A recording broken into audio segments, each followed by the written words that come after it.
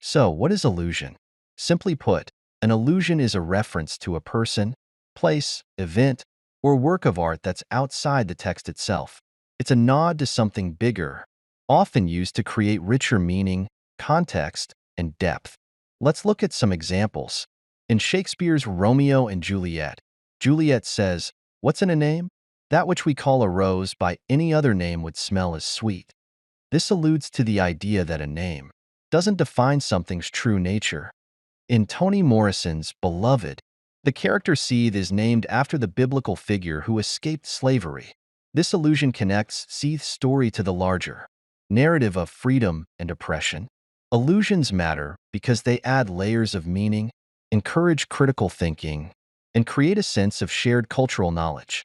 They help us connect the dots between different ideas, texts, and experiences. And that's a wrap on allusion.